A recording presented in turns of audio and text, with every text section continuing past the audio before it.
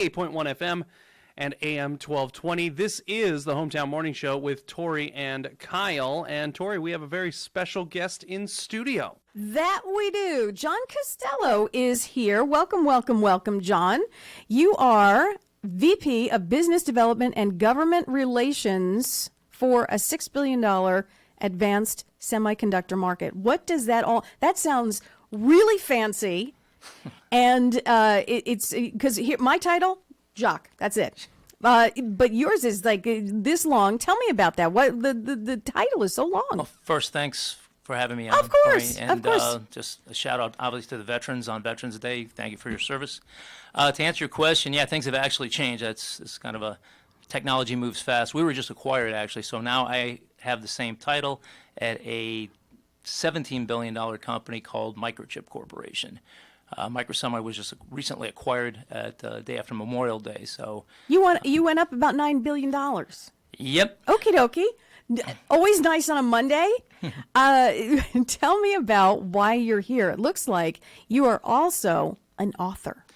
Yeah, something I never really intended on doing, to be perfectly honest. But another gentleman who is in the industry, who I don't know if you call him a jock or a TV or radio personality, but Larry Elder's the one that talk show host. Sure. Yeah, he's the one that actually pushed me into writing the book, because he was originally going to write it, and when we went through it, realizing he's from the Crenshaw area, he really didn't understand some of the Chicago street slang, vernacular, that type of thing. So he had mentioned, he said, "John, they got to hear your voice when they're reading it, so you need to do this," which is why it took me 5 years instead of a much shorter period of time. Because you also have this amazing career with a title that is 15 words long.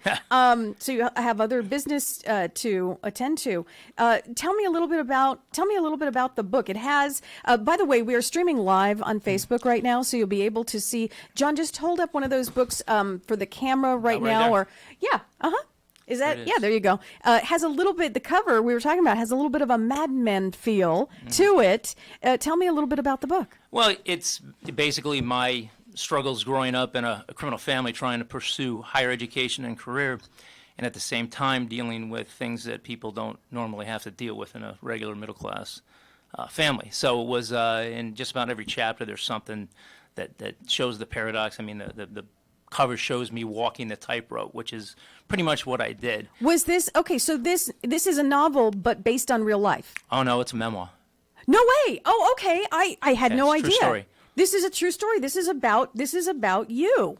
Yeah, it'll show you that proof is certainly stranger than fiction. When you read it, a lot of the stuff will seem surreal, but everybody can fact check it. I have a website where you can authenticate the things that are saying in the book. Some of them are historical events. Some of them have to do with the city of Chicago and the politics there. So give me a for instance. This sounds so interesting. Give me a for instance on maybe one of the stories as we're reading this book. It's called Executive Hoodlum. Great title, by the way. When we're reading the book, tell me when we come upon one of those stories that you're talking about that we're like, yeah, okay, this didn't happen. This is fiction. Okay, well, I'll give you a perfect example. At the time, I was, I think, director of worldwide sales for Microsemi prior to the acquisition.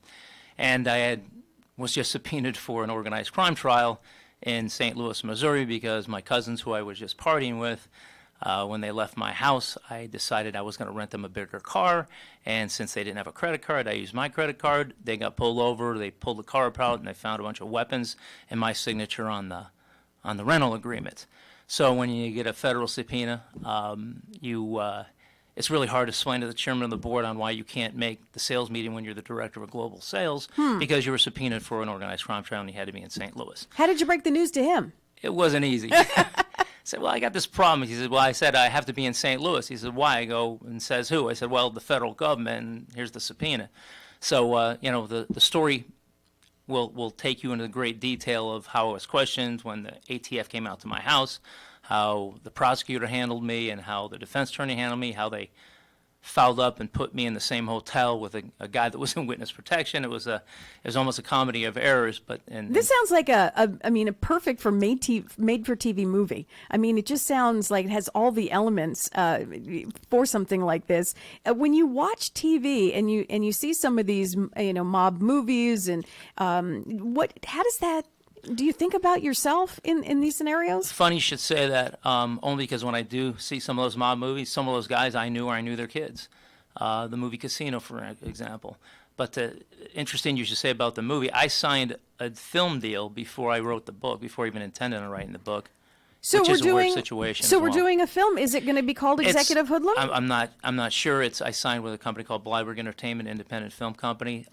At first they said a film. Then when they actually read the book, they said, "Hey, maybe we should do a TV series." I think they're steering towards a TV series, and they just wrote the synopsis. And I think I don't know much about that business. Got to be honest with you. So to me, all I heard was free money. Okay, because it's not my career. I didn't take it very seriously. I was literally on a plane to Moscow for when I ran global sales. When I sat next to this guy, he contacts me 5 years later and proposes this, which kind of came out of the blue. Amazing. What a great story. What a great life. When you look back at what happened in your life, it started, when you were in your teens? When you finally knew Even about this? younger, when I was in Chicago. I think to call my family dysfunctional is probably the understatement of the year. But I'm from a very violent family. Sopranos? I mean, It's Tony worse Sopranos? than that. It's my family's a little bit different. Those families kind of protected the family. Mine were the kind like they throw you to the wolves, and you survive or you don't survive. I had many relatives that fall prey to that. If you read through the book, you'll see most of I think the old joke is you gotta love the Costellos. They always find the most interesting ways to die. My uncle was shot to death probably a month before my mother passed away. And she passed away at age 35 as a result. She basically drank herself to death. Unfortunately, it was a series of events that led up to it. Back just before my 10th birthday, my father laid a really bad beating on her, put her in a coma. She was, unconscious. She had blood transfusion. In those days, I guess they didn't screen the blood. And she contracted hepatitis B. So when she got out, she wasn't the same. And then it just went downhill from there. Within 3 years, she drank herself to death. So. To say you have an interesting life is clearly an understatement, and it's all in this book. Is most of what happened in this book? Are you saving anything for a part two? Well, something. It's another thing that I'm not allowed to talk about it. I was given another subpoena back just in March. It turns out it's a whole thing that doesn't really involve me. And when I had the agents in my house, I literally was laughing when they seemed like they were in a real hurry to get to me. Because I live in Placer Canyon, and I looked at my gate. There's this card saying, "Hey, we need to talk to you." And I call them up. I go, "What's this about?" "Oh, we can't say." I go, "If we can't say, what makes you think I want to see you?" So I was like, okay, I'm thinking to myself, and I know a guy that's a confidential informant or a guy that ratted to a lot of guys. I'm thinking, is he trying to set me up for something or trying to save himself by implicating me in something? And I realized, I'm as clean as they come. So I invite them over. They have two agents come in, and I can't even tell you the department because I told them I'm not even supposed to let you know I have a subpoena. And they asked me a few questions, and they had my picture and literally my picture, my passport, and then they brought up a company name never heard of, and I looked at it and I go, wait a minute. And then they brought up another company. I said, I know that company. I showed them the file. I swear to God, I threw the file on the table and said, find any money in there, I'll whack it up with you. They were implicating me on some really big scandal which I had nothing to do with. Sounds like part two, maybe. Part two. Yeah, Executive it's funny Hoodlum part two. Honestly, I called the prosecutor, and when I stopped, I go, first of all, I'm not showing up because I got nothing to tell you. And then I just said, hey, can I use this to promote my book? No, you can't tell anybody. You can't do this. I'm like, all right, whatever. So. Executive Hoodlum, negotiating on the corner of Main and Mean. John Costello with, now, is Larry Elder a co-author or is he a ghostwriter? What? Well, no, he is actually he wrote the afterword. Scott Baio, a good friend of mine who most people know from his Happy Days and Chachi.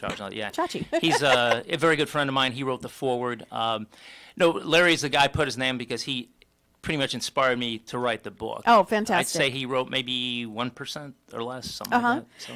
It looks like a very interesting book. You have some very interesting stories, and like you said, kind of unbelievable.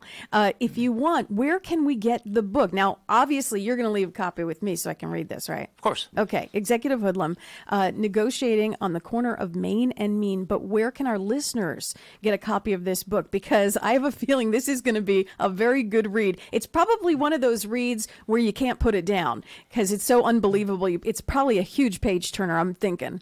I'd like to think so. Where can we get it? You can get it on Amazon, or executivehoodlum.com is my website, which is the direct link to Amazon. And I have been getting good reviews. I mean, I thought I was going to get butchered because I'd never written anything before. So when I started reading the reviews, and I'm like, these are people I don't, some I don't even know are writing me good reviews and saying it was a page turner. I guess you don't. Well, that's one way of thinking where somebody says, you have a very interesting life. I think that's kind of a left-handed way of saying, boy, I never met anybody as effed up as you. Right, exactly. Executive Hoodlum, Negotiating on the Corner of Main and Mean. John Costello, thank you for being with us this morning on the Hometown Morning Show with Tori and Kyle. Thank you so much for inviting me. Absolutely.